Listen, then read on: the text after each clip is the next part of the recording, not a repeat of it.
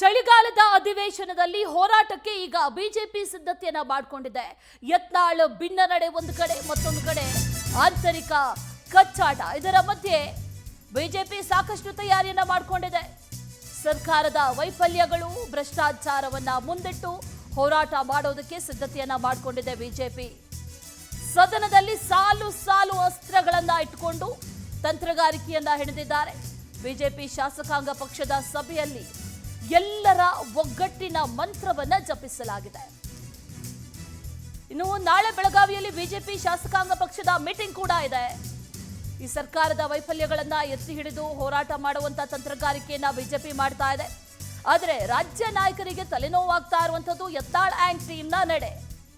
ಪ್ರತ್ಯೇಕ ಹೋರಾಟವನ್ನ ಮಾಡಿದ್ರು ಯತ್ನಾಳ್, ಒಂದು ರೀತಿಯಲ್ಲಿ ಮೇಲುಗೈಯನ್ನ ಸಾಧಿಸಿದ್ರು. ಈಗ ಸದನದಲ್ಲೂ ಕೂಡ ಪ್ರತ್ಯೇಕವಾಗಿಯೇ ಹೋಗೋದಕ್ಕೆ ನಿರ್ಧಾರವನ್ನ ಮಾಡಿದ್ದಾರೆ. ಹಾಗಾಗಿ ಒಗ್ಗಟ್ಟಿನ ಮಂತ್ರವನ್ನ ಜಪಿಸಬೇಕು ಅನ್ನುವಂಥದ್ದು ಇರುವಂತಹ ಬಿಜೆಪಿಗೆ ಇದೆಲ್ಲ ಒಂದ್ ಕಡೆ ಸ್ವಲ್ಪ ಮಟ್ಟಿನ ಹಿನ್ನಡೆ ಆಗಬಹುದು.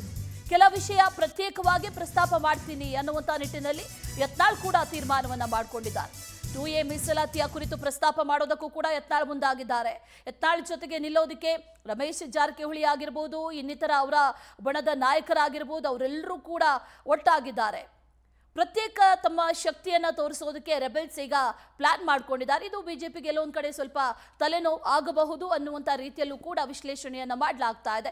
ಅದರ ಜೊತೆಯಲ್ಲಿ ನಾಳೆ ಸಭೆಯನ್ನ ಕರೆದಿದ್ದಾರೆ. ಆ ಸಭೆಯಲ್ಲಿ ಒಂದಷ್ಟು ಸೂಚನೆಗಳನ್ನ, ಸಲಹೆಗಳನ್ನ ನೀಡುವಂತ ಸಾಧ್ಯತೆಗಳು ಕೂಡ ಇದೆ. ಅದರ ಜೊತೆಯಲ್ಲಿ ಯಾವೆಲ್ಲ ವಿಚಾರಗಳನ್ನ ಯಾರ್ಯಾರು ಪ್ರಸ್ತಾಪ ಮಾಡಬೇಕು, ಜೊತೆಯಲ್ಲಿ ಒಗ್ಗಟ್ಟಿನ ಹೋರಾಟ, ಸದನದಲ್ಲಿ ಒಗ್ಗಟ್ಟಿನ ಹೋರಾಟವನ್ನ ಮಾಡಬೇಕು ಅನ್ನುವಂಥ ನಿಟ್ಟಿನಲ್ಲೂ ಕೂಡ ಈಗ ಬಿಜೆಪಿ ಸಿದ್ಧತೆಯನ್ನ ಮಾಡಿಕೊಂಡಿದೆ. ರಾಜ್ಯದಲ್ಲಿ ಕಾಂಗ್ರೆಸ್ ಪಕ್ಷ ಚುಕ್ಕಾಣಿಯನ್ನ ಹಿಡಿದು 1.5 ವರ್ಷ ಮುಗಿಯುವ ಹೊತ್ತಿನಲ್ಲಿ ಹಲವಾರು ಭ್ರಷ್ಟಾಚಾರದ ಆರೋಪಗಳು ಈಗಾಗಲೇ ಕೇಳಿ ಬಂದಿದೆ. ಮೂಡ ಆಗಿರ್ಬೋದು, ಅದರ ಜೊತೆಯಲ್ಲಿ ವಾಲ್ಮೀಕಿ ಹಗರಣಗಳಾಗಿರ್ಬೋದು, ಬಳ್ಳಾರಿ ಆಸ್ಪತ್ರೆಯಲ್ಲಿ ನಡೀತಾ ಇರುವಂತಹ ಬಾಣಂತಿಯರ ಸಾವು ಆಗಿರ್ಬೋದು, ಈ ಎಲ್ಲ ವಿಚಾರಗಳು, ಜೊತೆಗೆ ವಕ್ಫ್ ವಿಚಾರ ಆಗಿರ್ಬೋದು, ಇದೆಲ್ಲ ಪ್ರಬಲ ಅಸ್ತ್ರಗಳು ಈಗ ಬಿಜೆಪಿಯ ಬತ್ತಳಿಕೆಯಲ್ಲೇನೂ ಇದೆ.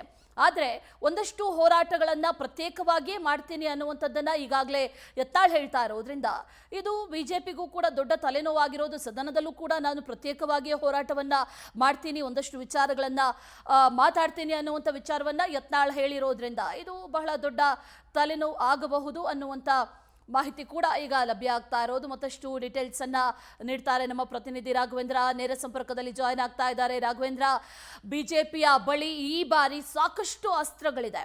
ಅಷ್ಟು ಅಸ್ತ್ರಗಳಿದ್ರೂ ಕೂಡ ಎಲ್ಲೊಂದ್ ಕಡೆ ಬಿಜೆಪಿಯ ಒಳಗಿನ ಈ ಆಂತರಿಕ ಕಚ್ಚಾಟ ಆಗಿರ್ಬೋದು, ಬಣಜಗಳಾಗಿರ್ಬೋದು, ಇದೆಲ್ಲ ಒಂದ್ ಕಡೆ ಬಿಜೆಪಿಗೆ ಮೈನಸ್ ಆಗ್ತಾ ಹೋಗ್ತಾ ಇದೆ.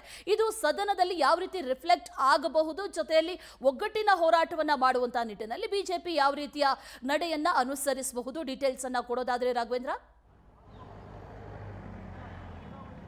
ಅಶ್ವಿನಿ, ಪ್ರಮುಖವಾಗಿ ಏನೋ ಬಿಜೆಪಿಗೆ ಒಂಥರ ಇದು ದೊಡ್ಡ ಮಟ್ಟದ ಅಗ್ನಿ ಪರೀಕ್ಷೆ ಅಂತಾನೆ ಹೇಳ್ಬೋದು. ಯಾಕಂದ್ರೆ ಬಿಜೆಪಿಯಲ್ಲಿ ನಡೀತಾ ಇರ್ತಕ್ಕಂತಹ ಆಂತರಿಕ ಕಲಹ ಏನಿದೆ, ಆ ಕಲಹದ ನಡುವೆಯೂ ಸಹ ಇವತ್ತಿನಿಂದ ಕುಂದಾನಗರಿ ಬೆಳಗಾವಿಯಲ್ಲಿ ಅಧಿವೇಶನ ಆರಂಭವಾಗ್ತಾ ಇರ್ತಕ್ಕಂಥದ್ದು, ಚಳಿಗಾಲದ ಅಧಿವೇಶನ. ಈ ಅಧಿವೇಶನದಲ್ಲಿ ಸರ್ಕಾರದ ವಿರುದ್ಧ ಹೋರಾಟ ಮಾಡೋದಕ್ಕೆ ಸಾಕಷ್ಟು ಅಸ್ತ್ರಗಳು ಬಿಜೆಪಿ ಬಳಿ ಇದ್ರೂ ಸಹ ಅಲ್ಲಿ ಒಗ್ಗಟ್ಟಿನ ಕೊರತೆ ಬಿಜೆಪಿಯಲ್ಲಿ ಕಾಣ್ತಾ ಇರ್ತಕ್ಕಂಥದ್ದು. ಹೀಗಾಗಿ ಎಲ್ಲವನ್ನೂ ಸಹ ಸರಿಪಡಿಸ್ಕೊಂಡು ನಾವು ಒಟ್ಟಾಗಿ ಹೋರಾಟವನ್ನ ಮಾಡ್ತೀವಿ ಅಂತ ಹೇಳ್ಬಿಟ್ಟು ಈಗಾಗಲೇ ರಾಜ್ಯಾಧ್ಯಕ್ಷರು ಮತ್ತು ವಿಪಕ್ಷ ನಾಯಕರಾಗಿರ್ತಕ್ಕಂತಹ ಆರ್ ಅಶೋಕ್ ಅವರು ತಿಳಿಸಿರ್ತಕ್ಕಂಥದ್ದು. ಇದು ಎಷ್ಟರ ಮಟ್ಟಿಗೆ ಇಂಪ್ಲಿಮೆಂಟ್ ಆಗುತ್ತೆ ಅನ್ನೋದನ್ನ ನಾವು ಕಾದು ನೋಡಬೇಕಾಗಿದೆ.